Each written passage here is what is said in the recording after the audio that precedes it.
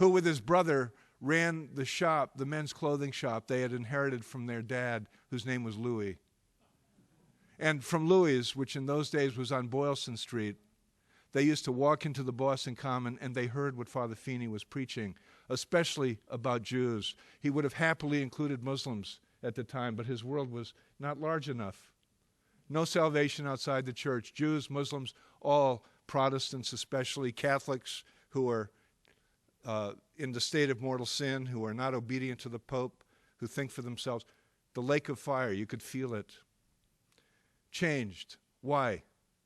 Because America enabled Catholics to rub elbows in intimate ways, even to marry them with people who believe differently. Americanism was the name of the heresy that the Catholic Church condemned in 1901. And the main principles of Americanism, freedom of press, primacy of conscience, pluralism, the idea that each person was responsible to God for doing what they thought was right, informed by the community, but primacy of conscience. These ideas, a heresy called Americanism, were affirmed as central Catholic doctrine by the Second Vatican Council, one of whose leaders was Cardinal Cushing. America changed the Catholic Church, and there are profound ways in which the Catholic Church, embodied in the Americanist John F. Kennedy, has had a profound impact on the United States of America. Two, a magnificent, fruitful dialogue encounter. America encounters Islam. Islam encounters America. It's happening. What is happening? That's our question. And we have two people wonderfully qualified as people who love this country and who represent the best of the tradition of Islam. Two people who are prepared to engage this question with us this evening. And it's my privilege to say a word of introduction about each.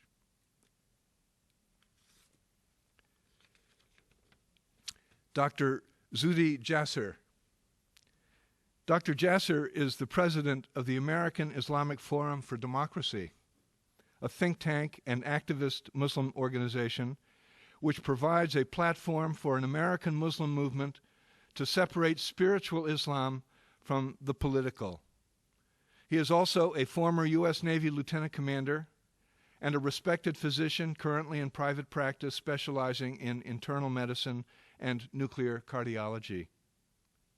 Dr. Jasser has been active in a number of interfaith efforts in Arizona, including founding the Children of Abraham, a Jewish-Muslim dialogue group. He also has been an advisor on Islamic affairs to the U.S. Embassy in the Netherlands. The Center for Security Policy honored him as a defender of the home front. The Phoenix office of the FBI presented him with the 2007 Directors Community Leadership Award. Dr. Jasser was recently featured in the films The Third Jihad and Islam versus Islamists.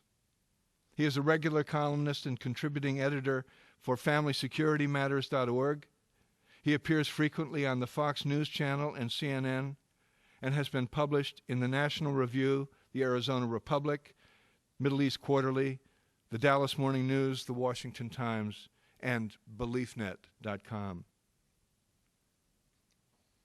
M. Bilal Kaleem. Bilal Kaleem is the executive director of the Muslim American Society of Boston. The Muslim American Society of Boston, the largest Muslim organization in New England, operates the newly completed $16 million Islamic Society of Boston Cultural Center. Mr. Kaleem received his Bachelor's of Engineering and Master's of Engineering from MIT and is currently pursuing graduate study in sociology and religion at Boston University with some coursework at the Harvard Kennedy School of Government. His focus is Muslim civic engagement. He also serves on the board of the Greater Boston Interfaith Organization, the Massachusetts Immigration and Refugee Advocacy Coalition, and the Center for Jewish-Muslim Relations. He has also served as a mentor of the Somali Development Center, serving youth from Somalia. Mr. Kaleem will speak first for 15 or so minutes, and he'll be followed by Dr. Jasser. And then the two of them, with my help, will engage in a brief conversation, and then we'll have a conversation with the room. So first, Mr. Kaleem.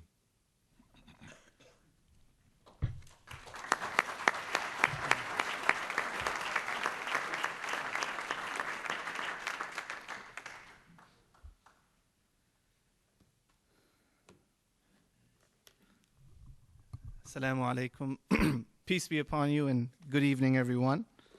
I assume these are parting gifts for us. I don't want to knock them over. I'll put it down here. Thank you for that introduction, James, though I was, sorry, I didn't mean to call you James. The thing that happens whenever you tell somebody not to do something, it's the one thing that sticks in their mind, and then they mix it up.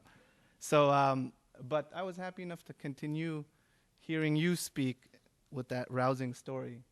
But picking up from the jumping off point where you laid off about Islam encountering America and America encountering Islam, what I thought to do in my prepared remarks is actually that the most helpful thing, given the short amount of time that we have for the prepared remarks, is just to kind of jump into something very specific, a case study, if you will, of something that I've been working on given my experience more as a practitioner in developing a paradigm for Muslim minorities engaging in pluralism, engaging in democratic plural societies with specific reference to America. And I'll explain why that and how and so forth, but just to put that as how I thought it best to understand or engage that question of Islam encountering America and America encountering Islam. And then I think the broader discussion will allow us to touch on questions outside that specific presentation. As everybody has been witness to it, over the last 40 years, the number of Muslims in America has mushroomed. Though just on a side note, this idea of Islam encountering America and America encountering Islam, I mean, actually Muslims have been part of America since the beginning. Some historians even trace it to whether North African Muslim states had contact with Native Americans before the European presence in the New World. But even putting that aside, if we look at slavery, most of the slaves were taken from West Africa. And in West Africa, by historians' estimates, the percentage of slaves who came over who were Muslim were anywhere from 15 to 40%. So if you pick a number in there, it's still a high percentage, even at the lowest end. But of course, the experience of slavery, that was the first encounter of Islam encountering America. And that experience didn't leave that much of a remnant of Islam. But then you find a lot of first proto-Islamic movements and then more orthodox Islamic movements starting in the early 20th century, including the Nation of Islam, and then their transition to Orthodox Islam and so forth. But most recently, in terms of a noticeable substantive minority, it's been over the last 40 years. And American Muslims, in fact, are expected by many estimates to surpass American Jews in numbers within the next 30 years or so. And at the same time, the events of the last decade have raised the question of how these fast-growing Muslim communities will integrate into American and other democracies. And one well-worn path, certainly in America, is that of civic and political participation. And I imagine the Catholic Church's change over time also had to do with civic and political participation. But for such participation to occur on a broad community scale, the day-to-day Muslim community activists, leaders, and volunteers, in my estimation, will need to have access to a discourse that is accessible to the average Muslim person, understandable and accessible, and at the same time compelling Islamically. Thus, I find it important to consider how Muslim community activists and leaders might articulate a faith-based paradigm for Muslim engagement in American democracy in particular, but in plural democracies in general. So my experience is that I come at Islam and democracy from a practitioner's perspective. as a community organizer and as an organizational leader,